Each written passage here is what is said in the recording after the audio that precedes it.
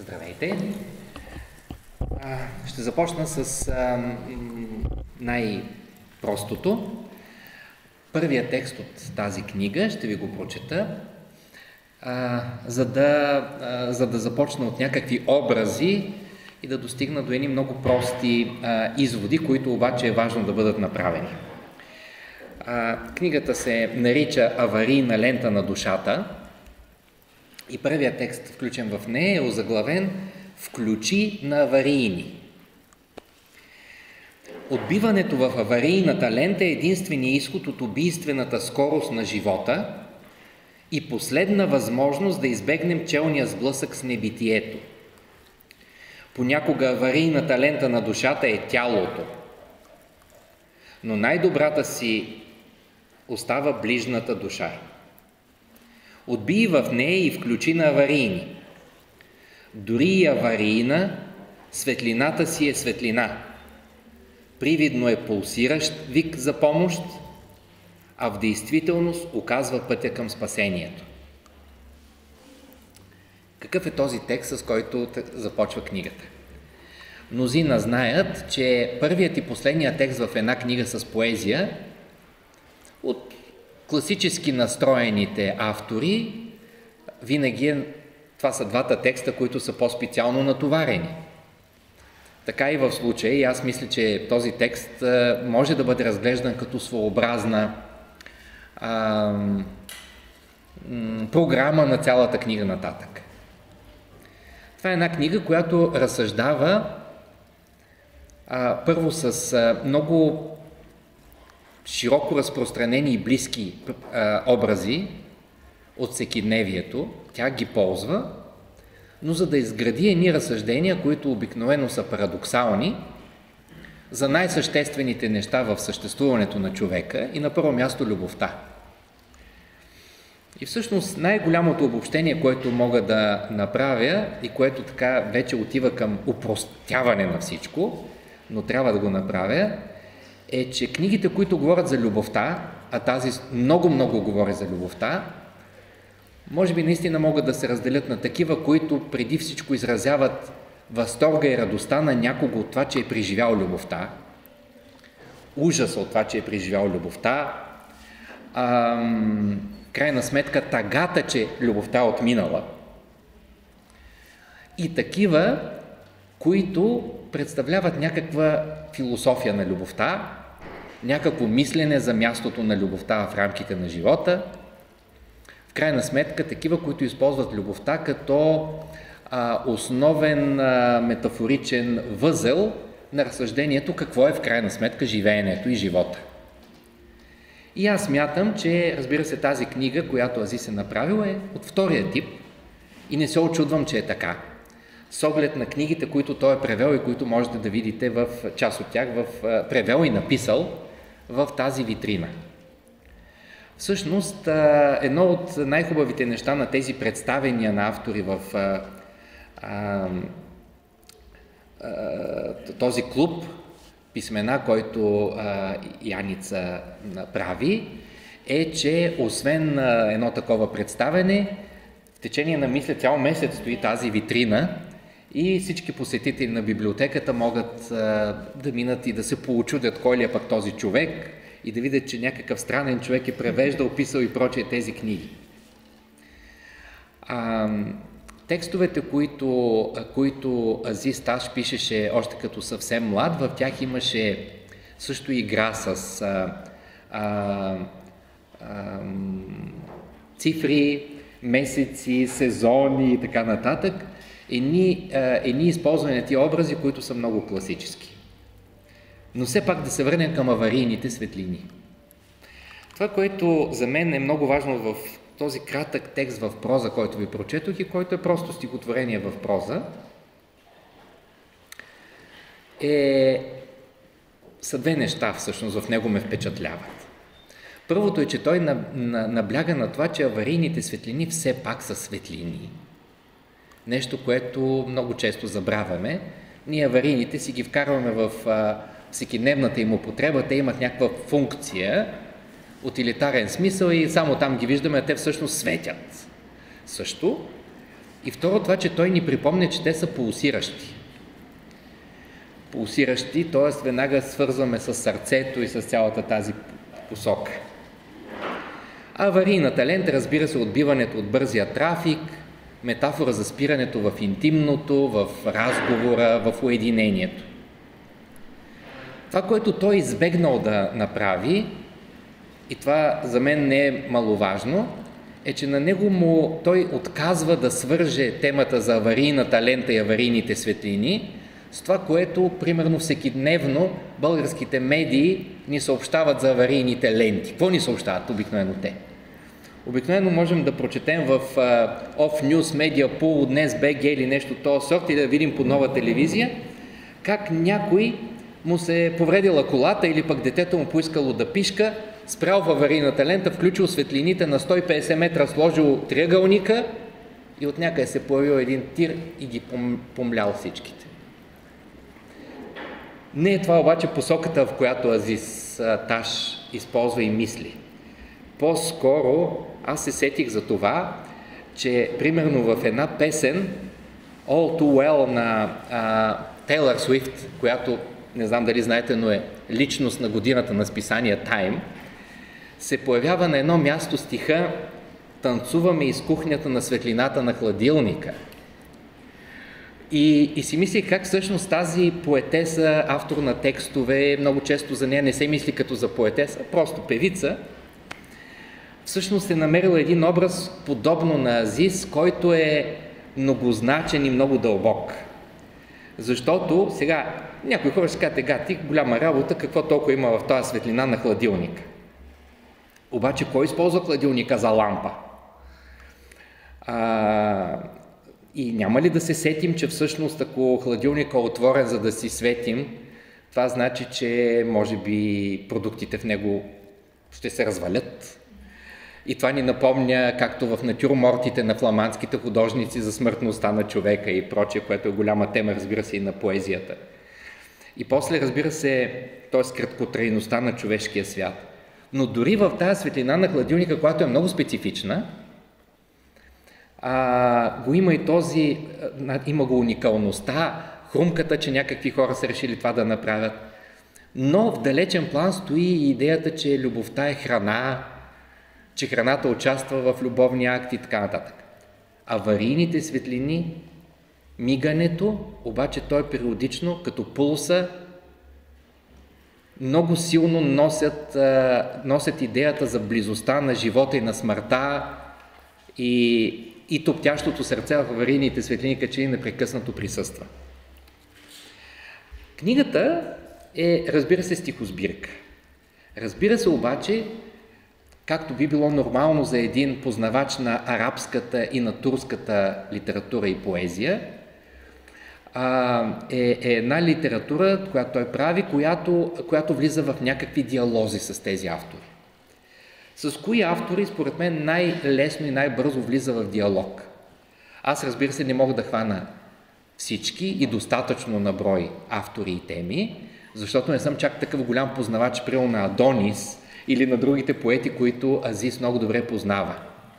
Но мога да кажа, че в тези кратки стихотворения много често виждам връзка, понякога тематична, понякога интонационна, понякога в самия начин на сглобяване на стихотворението, например с Омар Хаям. Тоест с идеята за това, че можем да изградим едно философско кратко стихотворение, в което силно да присъства темата за щастливостта, темата за смъртта, темата за няколко силни теми с много ясни образи.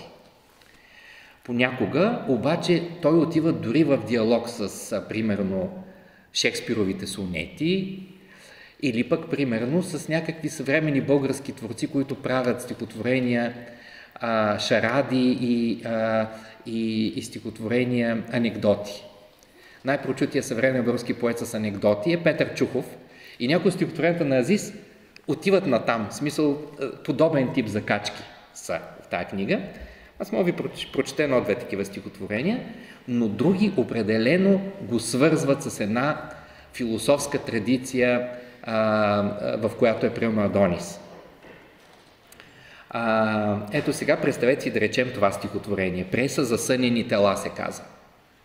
Докосвам пръстите ти, нежно като семена от нар, които трябва, докато се ронят, да останат девствени, за да отпием заедно от сока.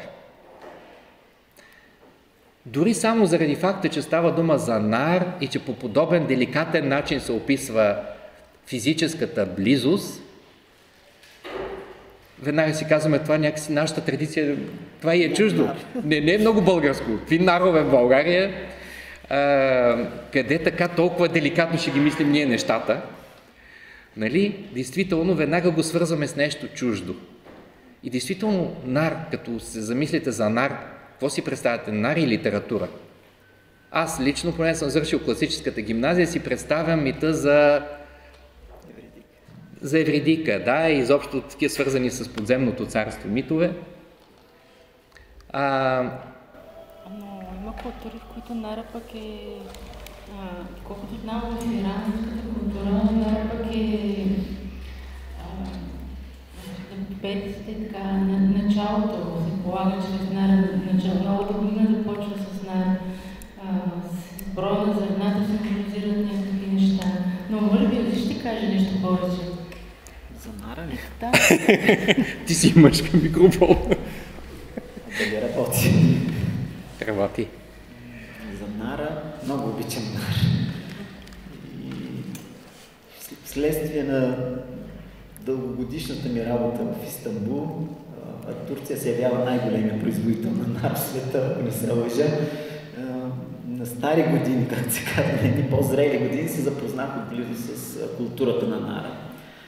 Но ще припомня още едно произведение, което за мен е връзката с изкуството и нара е не толкова мита за Орфей Евридика, колкото един филм на режисьора Парадянов,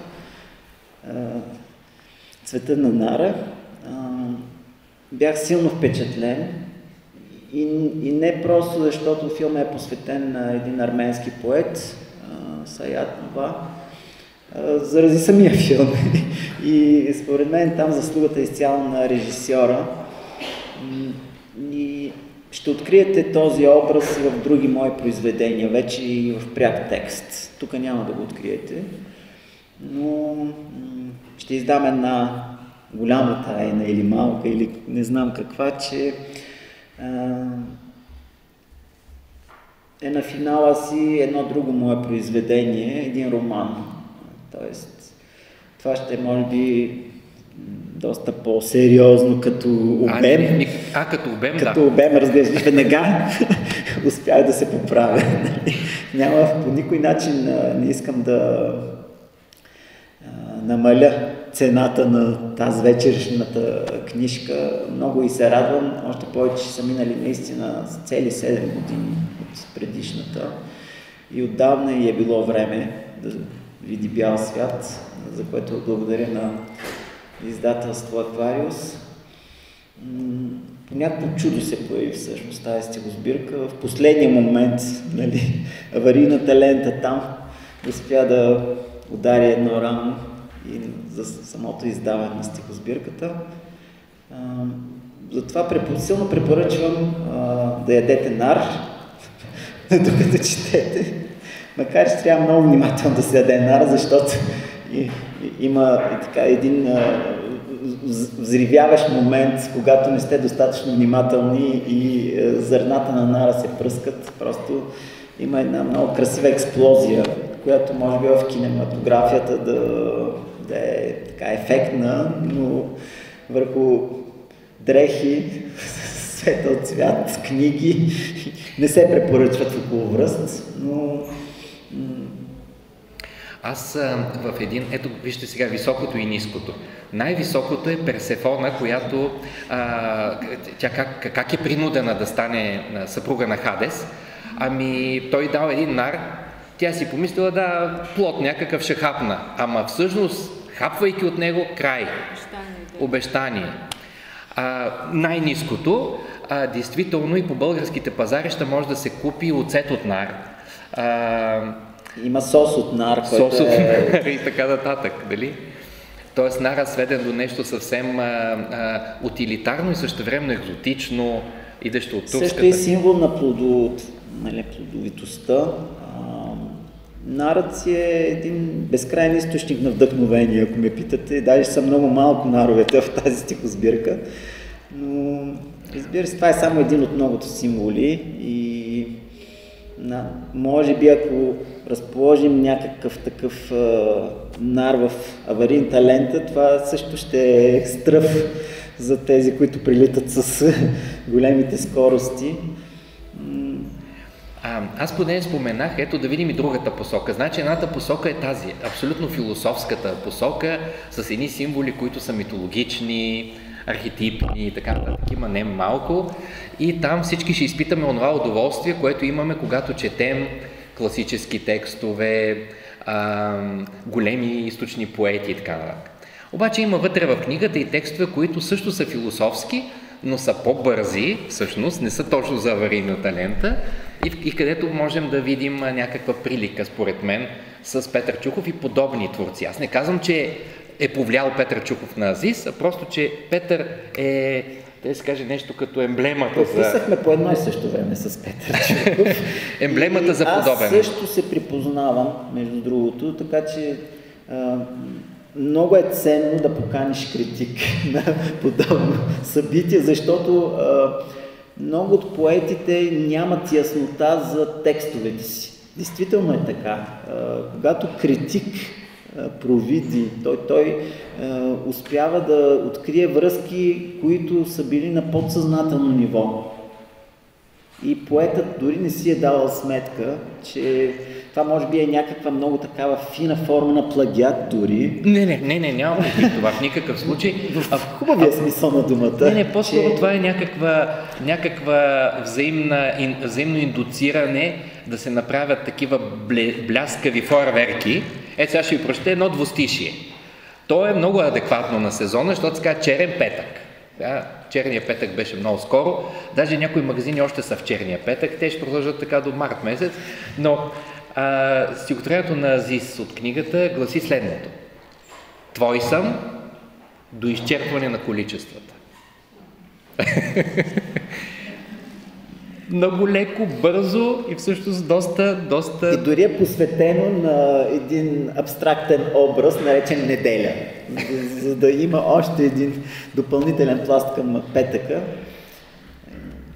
Или понякога, ето това е наистина шега в стил, подобна шега на Чуховите или дори на Чешо-Пуховите. Фотофиниш. Прегръдката й е с едни гърди пред целувката му. Има и такива неща, т.е. в тази книга има места, където можем да си починем, защото е фойерверково, защото е леко, защото е лекокрило и така нататък. Имаме и други, в които можем вече да потънем в някаква идея за някакви легендарни митологични събития, които и в наши дни ни се случват и така нататък. Това за мен е много ценно. Аз, между другото, когато правех като младеж първата си стихосбирка, до така степен това ме беше обзело. Тая идея, че може би трябва да има някакво редуване на по-леки неща и За всеки го по нещо, на принципа. И не, просто да не вземе читателя да се отчае, че ти си твърде сериозен или обратното. И даже бях написал на една страница, тази страница е празна, тук това е място за почивка. Сега, разбира се, хората си казаха, гато, това е прекалено много, нали, си тя аварийна лента. Маниерично, това беше вид аварийна лента. Но за мен е по-интересно какво се случва. Аз тук искам да задам първия си въпрос, пък аз към Азис. До каква степен действително авторите, които той превежда и които го вдъхновяват, ето, например, всички бяхме много впечатлени неотдавна от книгата на Ахмед Хилми Филибелията. До каква степен, така да се каже, те му влияят той да роди свои стихотворения, в които да диалогизира с техни идеи или образи или герои? Неизбежно е. дори не си давам сметка доколко ми влияят. Няма как просто да не ти повлияе нещо, на което си отделил цяла година. Или понякога едни инфарктни 3-4 месеца, когато вече си закъснял с предаването на превод и издателят те издирва нали, под дърво и камък. Ти поръча един бой най-малко, за да ти дойде преводачески акъл в главата. Понякога преводите индиректно ме всъщност, как да го наречеме, то не е точно вдъхновение, ами когато си даваш сметка колко много време си посветил на друг автор в ролята на негов преводач. И много често съм си казвал, аз за това време щях аз да напиша роман.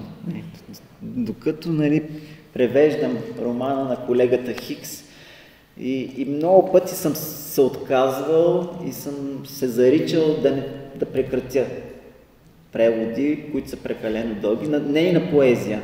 Винаги съм готов да превеждам поезия, защото това е една кратка форма, която все пак изисква ограничено време, колкото и да е сложен превода, нали, и не сравним с превода на проза. Много често това ме е вдъхновявало и съм си казал, дай да напиша и аз нещо, нали, тук превеждам само, нали, губя си време с тези. Това не е загубено време, разбира се, това е един данък, знаене на чужд език или на майчин случая с турски, който смятам, че това е неизбежно просто и то си се възвръща под някаква форма и като авторско творчество и по-скоро някой, който е чел и преводите и мои стихотворения, може много по-лесно ще открие подобни паралели или пък диалози, за които аз просто не си давам сметка. Защото за мен превода е свързан по-скоро с преводачески мъки, отколкото с вдъхновение в чисто, божественото вдъхновение, нали, с което свързваме творчеството. Обаче какво ще кажеш, ако някой каже за твоите стихотворения, в тях има някаква много такава първична тематика и начин на разказване, която ми напомня за, примерно, по-старата старогръцка лирика, за някакви средновековни арабски поети. Трудно мога да повярвам, че твоите стихотворения са писани през 21 век. Защото понякога се случва, че всъщност можем да се досетим, че стихотворението от 21 век, заради това, че има заглавие, което насочва към нещо. Например, Телбот. Телбот не може да има в средните векове или пък в древността. И четем следното стихотворение, което би могло спокойно да бъде написано от някой поет 7 век преди новата ера. Кои са по-бодливи? Кактусите или розите? Не знам, ала на розите обикновено им прощават. Безцветен минувач. О, най-бодливи са цветята, които няма да й подариш. Това е един обрат. Аз тук бих написал една шестица не на поета, на критика Йордан Евтимов. Защо? Защото в първите ми книжки имам съвсем ясен спомен, съвсем целенасочено избягвах използването, но каквито и да е такива отправни точки, които имат препратка към съвремието ни. И там действително текстовете, ако прочетете, имам една двойна книжка, която включва и поезия и да наречеме проза, макар че нали, това според мен е някакъв съвсем различен жанр, но така или иначе там има едни разкази, да ги наречеме текстове, които действително и на мен и до сега продължават да ми звучат средновековно и това не е случайно. По някакъв начин, когато прописвах в гимназиалните години, още тогава си дадох сметка, че съвремието много скоростно обезценява словото. Че то се профанизира със всеки изминал ден, с увеличаването на медиите. Към днешна дата знаем, че интернет вече пък благодарение на тази световна мрежа, словото вече и чисто графически да го наречеме, е под една непрекъсната атака.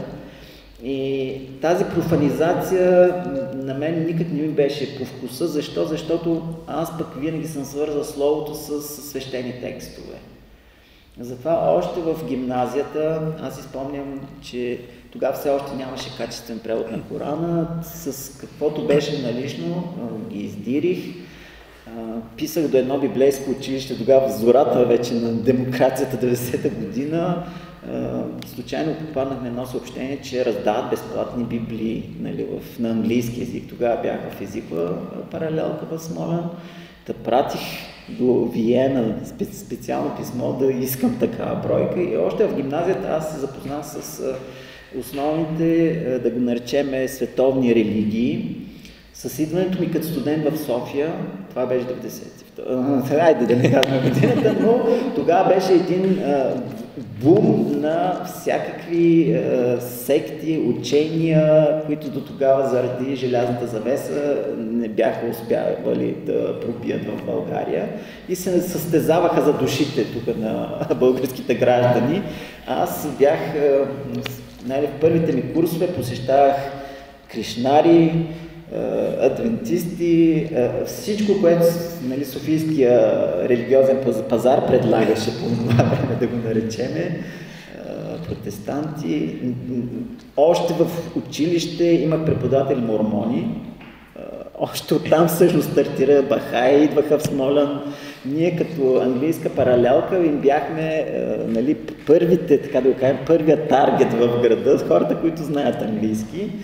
Включително ползваха услугите ни, преводаческите ни услуги, макар да не сме владели прекалено добре езика към този момент, но всъщност този средновековен пласт, според мен, до голяма степен е проекция на именно на тези сакрални текстове, с които аз още тогава се запознах. Имаше и още един фактор, един литературен кръжок в град Смолян, в Райковското читалище Орфееви гори, с ръководител Христо Стоянов. Той още тогава много настоятелно ни даваше философска литература, която сигурно към днешна дата аз не чета вече толкова философия, колкото най-много философии, и то включително западноевропейски съм прочел, дори автори, които може би звучат странно, т.е. те не са в топ най-известните 10-15 имена, които за нас няма как да не са ни повлияли в този кръжок и на писане, и на целия творчески път след това.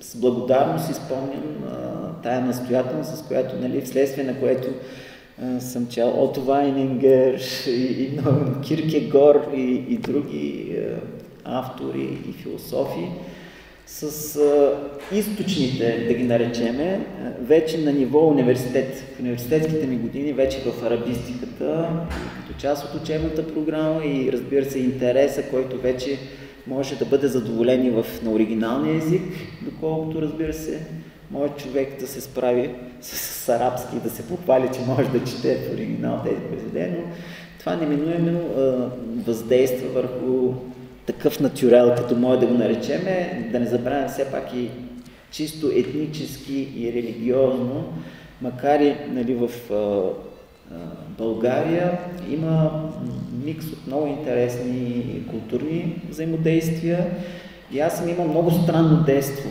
вследствие на това, защото сме живели, родителите ми са работили в Смолян. Смолян ми предлагаше една среда, а съботите и неделите и ваканциите ми предлагах съвсем различен свят на село. Тоест аз на село се връщах в средновековието, действително в хубавия смисъл на думата. Ти беше открил също и някакви свръхдревни книги в някакви селски тавани. Включително, да. В селската джамия в село Мак открихме явно закопани по време на възродителност, началото на възродителния процес, части от ръкописи, които аз в последствие вече използвах и в академичната си кариера и съм ги описал в статии. Ето, това също е едно въздействие. Дори не нещо, което си прочел, нещо, което си преживял, минавайки през един османски мост, или пък разговорите с дядо ти, който, нали, е бил по-скоро, нали, образ от изтока, отколкото, нали, от местната, така да го наречем, култура и традиция. Тоест тя пак си е местна, но в източните Родопи, където давам се сметка, че и в Шуклука има нещо много уникално, и във всички останали области на България реално има едни такива микрокосмоси, които със сигурност повлияват на творците, пък които са от тези райони. Искам да прочета също едно кратко стихотворение, което ми напомни за Сафо. Аз вече намекнах, не съм повлиян от Сафо, не съм чел. но смелостта е доста по-голяма от тая на Сафо, сега ще видите. Казва се купеста облачност. Когато ги надвесваш над главата ми, от дланите ти заваляват ласки. Потичат пръстите ти нежно по косите ми и ме измокрят цялата до кости. Най-простото нещо, сега ще вляза в ролята на такъв съвсем случайен читател. Човек, който влиза в книжарницата, отваря книга Азисташ, мъж, извън стихотворение от гледна точка на жена. Дали това доста хора ще се смутят. Рядко се случва, но се случва. Поетът трябва да е универсален и да успява да съпреживява и женски чувства, според мене. В крайна сметка ние сме носители на Хикс хромозома, т.е.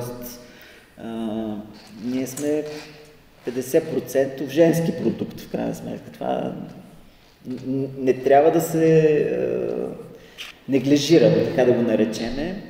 И между другото съм получавал много странни въпроси, свързани именно с тези стихотворения, които са писани от името на жена.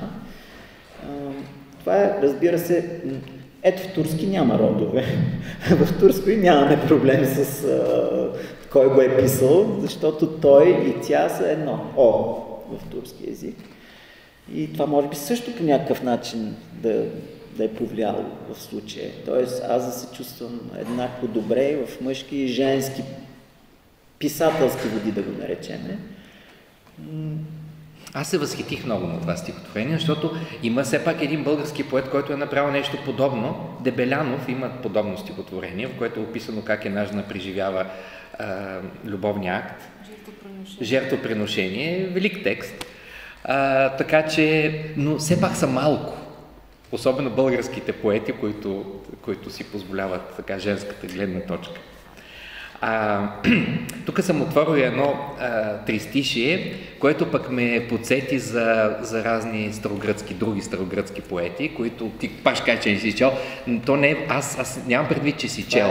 Никога не говоря за влияние, а говоря за духовна близост, за близост в светоусещането, в идеята как трябва да се направи стихотворение. Стихотворението на Азис се казва Провален залез. Веднага си кажете залез, Боже Господи, това е едно от най-начи луна, залез, то е ужас. Пълно е с такива работи в поезията. Обаче това, което той е написал и което е супер просто, ми се струва, че не сте го чели. Когато забеляза погледа ти, слънцето отчаяно се вкопчи в хоризонта и отказа да залезе. Напомня ми за следното. За едно стихотворение на Платон, това е всъщност един от забавните моменти, че ние казваме Платон е философ, Аристофан е комедиограф, Есхил е трагедиограф и така нататък. Всъщност всеки от тях е писал всичко. Дълго време в литературата, така да се каже, нямаме това профилиране, което в съвременната литература съществува.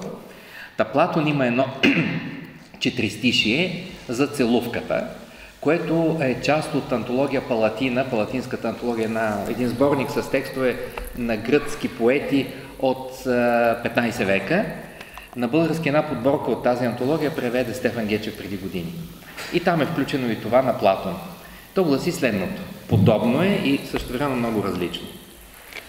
Платон казва: Когато вчера целувах Агатон, леле, ужас на ужасите пък тук, Платон целува Агатон, душата ми поиска да премине в неговото тяло.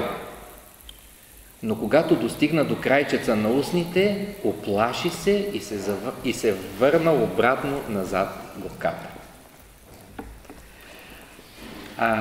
Тая способност всъщност да докараш нещата до фаталност. Вие представяте ли си слънцето, което се вкопчва в хоризонта и не иска да залезе, къв ужас е? Или пък представете си го този ужас, душата му решила да се слезе с душата на любимия, обаче осъзнала, че всъщност това ще е смъртоносно и се върнала оплашена назад. Помня, че бях включил специално това Платоновото, сега си мисля дали да не включа в някое учебно помагало нещо от Азис. Мислех да включа това стихотворение на Платон, но помагал за 9-ти клас. И от издателството ми казаха, че сега първо, хомосексуалността е просто ужас. За ученици ще ни разкостят медиите. Второ, ти всъщност казваш, че целувката е нещо много страшно. Тоест, Платон го е казал.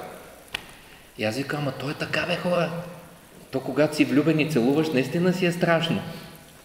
Глупости, страшно. Те, да какво ли не са свикнали съвременните младежи.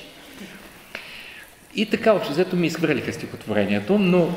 Аз имам по-невинни. Може да ги включите спокойно. Но така де, в тази поезия има нещо, което мен лично много ме впечатлява и много ме възторгва.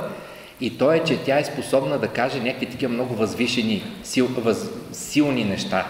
Тоест да ни докара до ръба на някаква пропаст, на нещо страшно, на основанията на съществуването ни, на смъртта, която всъщност може да бъде видяна и като край на взаимоотношения, като край на среща, край на разговор, неразбирането като вид смърт.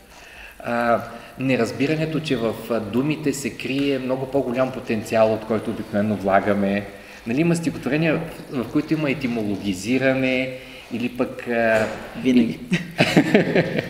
Етимологията, това са коренчетата, понякога са коренища, действително, на думите, защото някои думи са преминали огромни територии, хиляди километри, преди да стигнат до нечия стихосбирка през 2023 година в София. И още от много малък всъщност двуезичието, което средата, в която съм израснал, ми е вклинено, нали, е част от мен. Всъщност още като дете съм започнал да си давам сметка, може би изхождайки от думите, които са общи за двата езика, че тези думи по някакъв начин са пропътували пътя от единия до другия език.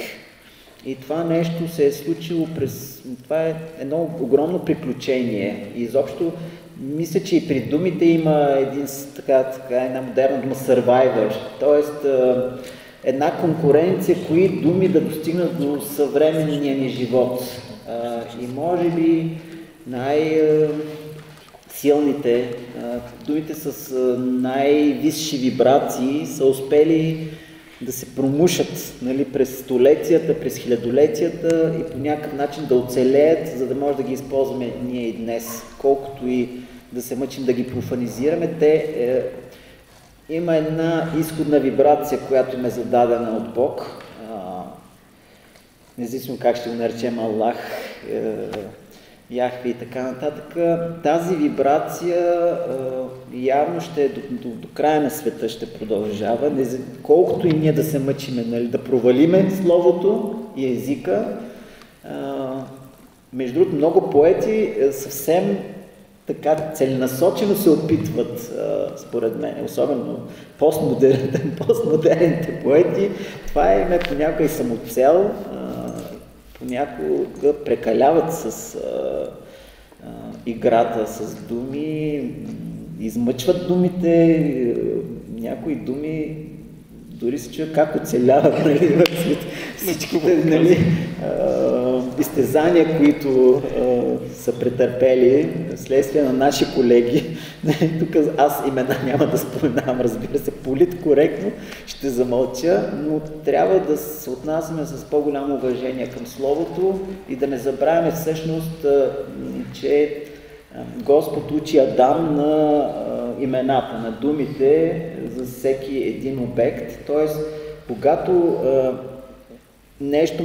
Това е любовта всъщност, връзката между материята и духа, думите, които се свързват с материалните обекти.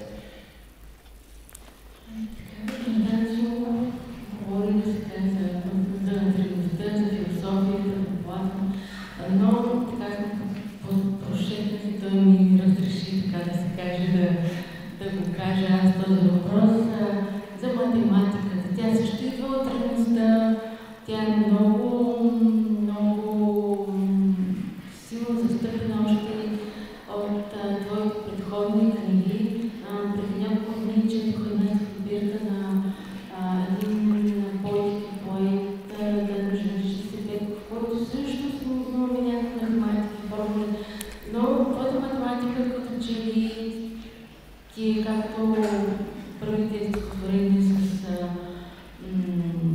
средновековните скрити теми, си я влачиш още отдавна, така да се каже. Добре, защо математиката? Как математиката е свързваш с поезията? Още при възникването си, кой знае къде, но ние имаме някаква все пак информация за Близкия изток, за Хорезм, един от бащата на алгебрата. Реално неща, които ние в часовете по математика не ги учиме, защото образователната ни система е усъкатила включително математиката, наред с всички останали науки, и ние реално не успяваме да откриеме връзката на математиката с духовното. До толкова тя се е превърнала в инструмент на измъчване на децата в начално средно училище и в гимназията дори, че може би аз лекувам някаква травма от тогава, включвайки математически елементи, но не бива да забравяме, че всъщност първите математици са направили същата тази връзка, която аз току-що споменах, за връзката на словото с материалния свят. И че той всъщност, както словото удохотворява материята, защото е назовано чрез словото, математиката всъщност се конкурира именно с и поезията, в крайна сметка, с всичко, което използва като инструмент езиците. В този смисъл, ние, може би в пишещите, да го кажем, не си даваме сметка доколко математиката и не само, физика, химия и всичко останало, което всъщност се опитва да опише тази симбиоза на материално и духовно. Нека не забравяме, че много науки са възникнали именно като някакви, така да го кажем, паралелни на религиозните доктрини и учения. Това не е случайно. Всички те са били част от едно семейство, което по някакъв начин съвременната наука, не знам как е успяла, но това е един голям минус на съвремието ни, че ние сме загубили връзката на химията с алхимията, да го наречем, на физиката с метафизиката, на математиката с метаматематиката. И всъщност математиката, ето, сещам се за числото пи, което е част от тази стихосбирка, има стихотворение посветено на пи. Той е един от символите на Бога, с тази безкрайност, с безброй многото цифри, които следват след запетаята на 3. 3,14, има дори шампионати, кой ще наизусти повече цифри след десетичната запетая. Имаше един чудесен филм, ето пак, това не беше споменато, аз споменах за филма Цветът на Нара, но има много филми, които много силно са ми повлияли всъщност като автор. Сещам се веднага за чудесния Тарковски, нали, всичките му филми, без изключение. Много силно се в тази книга можеш ли така да се сетиш веднага за някакви образи, които Ето, аз се сетих за един филм, пък който си се казва Пи. В момента не си спомня режисьора, но това е много тежък филм. Не всеки може да издържи, предполагам, до края този филм, но той си се казва Пи и действително Пи за мен е част от моя живот по някакъв начин.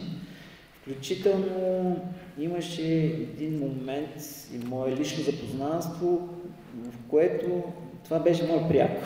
Така че аз в Пи припознавам много символи, които остават, може би, под повърхността за читателя и си имат и личен план, но авторите не би трябвало да разчитат на такива подобни интимни, да ги наречем, подробности.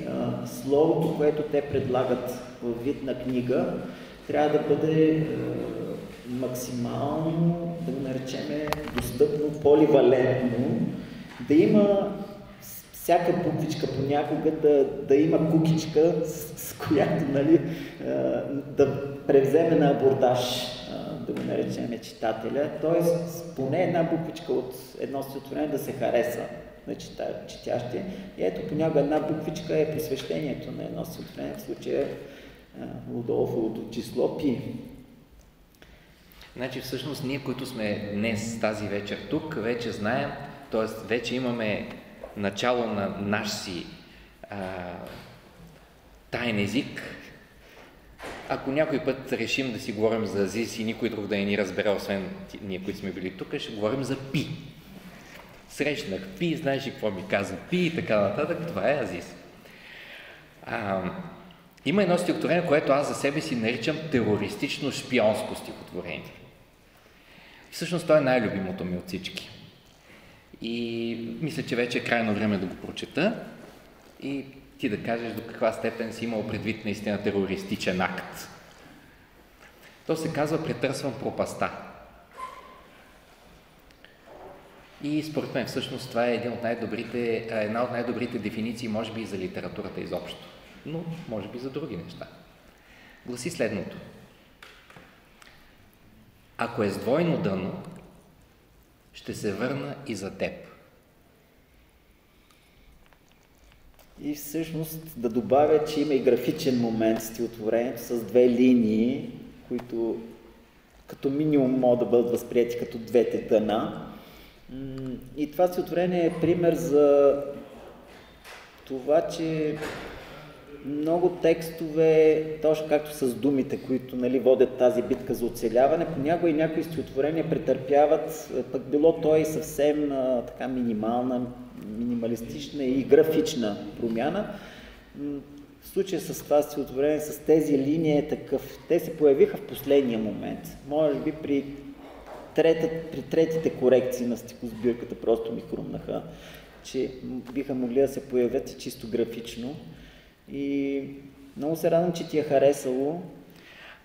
Аз си мислих То между другото е по-старо.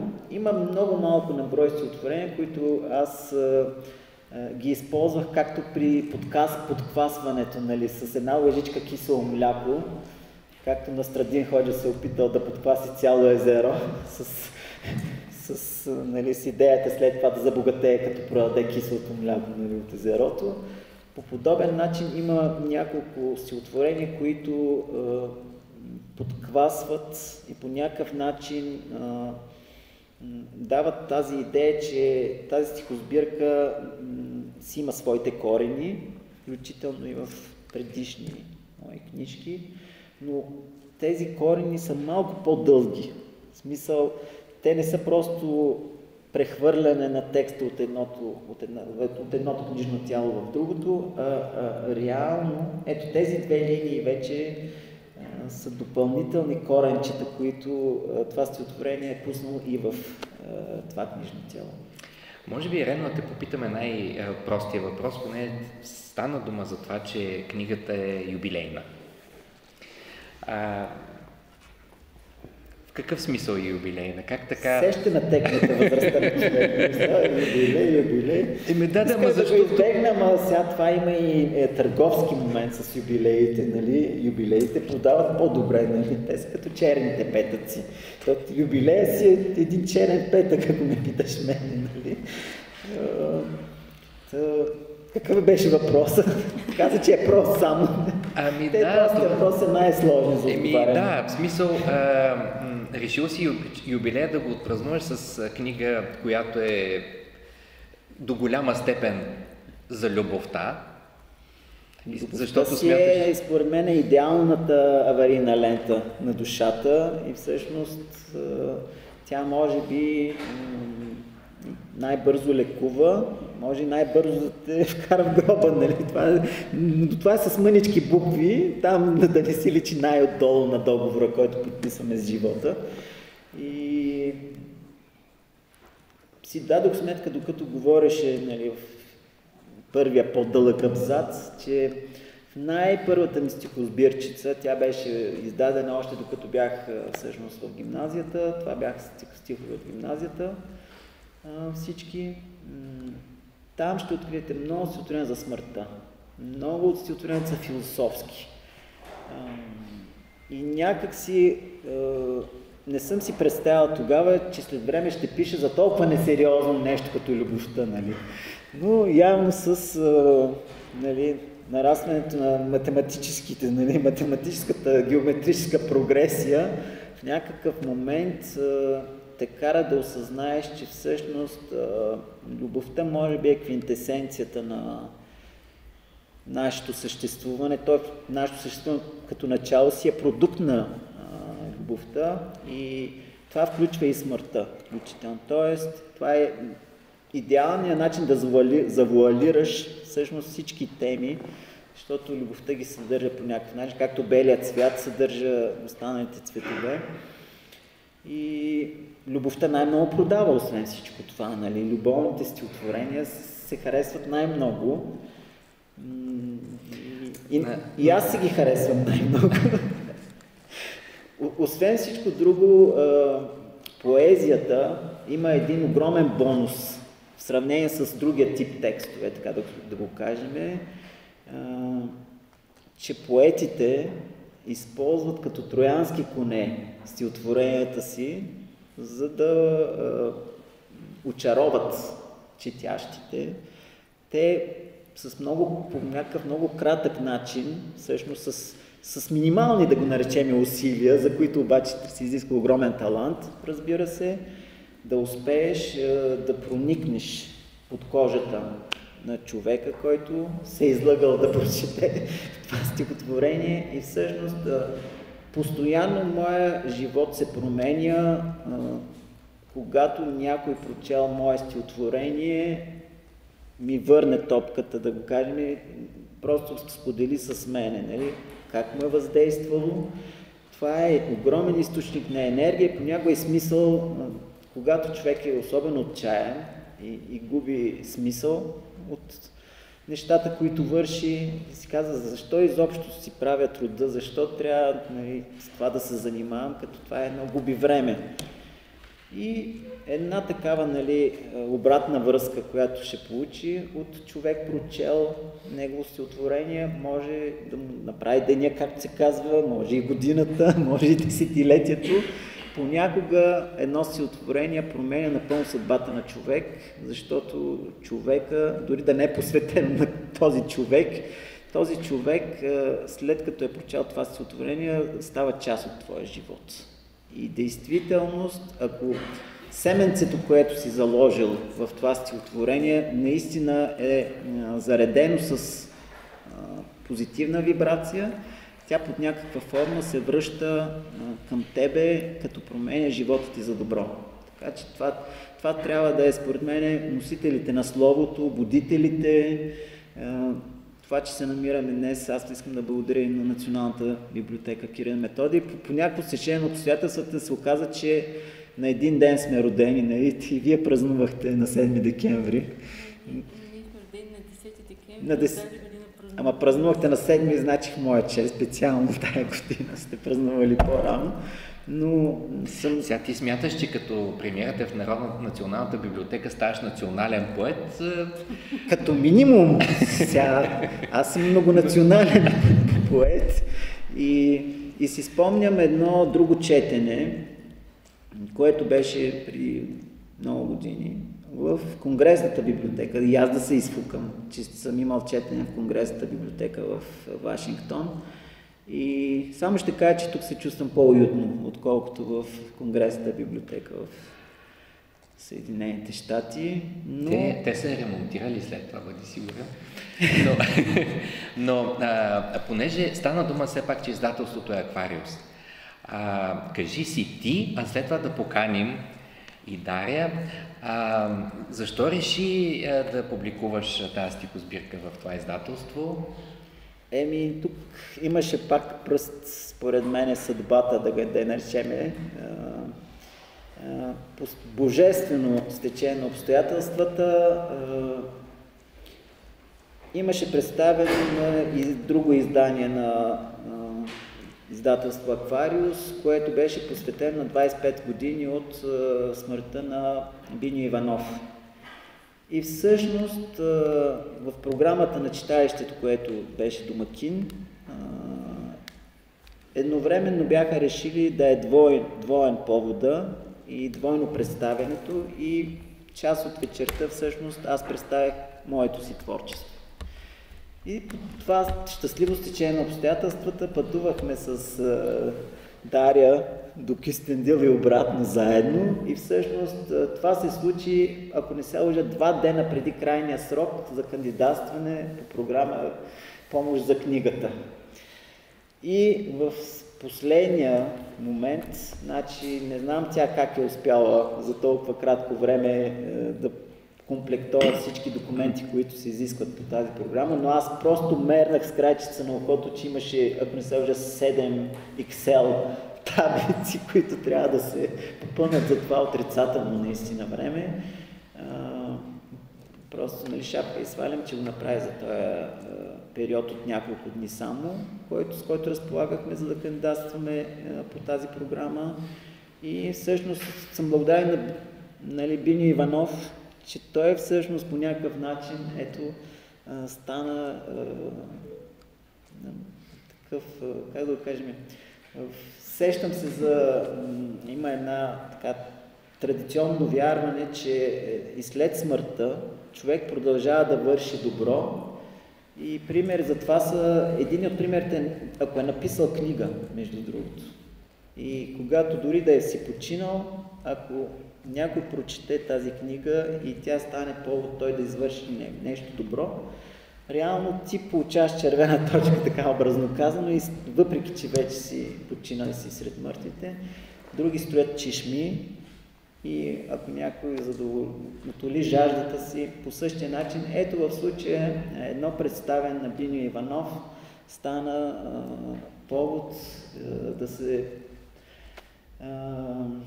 да обсъдя с Дария това мое желание да издам за юбилея стихосбирка след цели 7 години, и наистина книжката е вече факт, невероятно, но факт.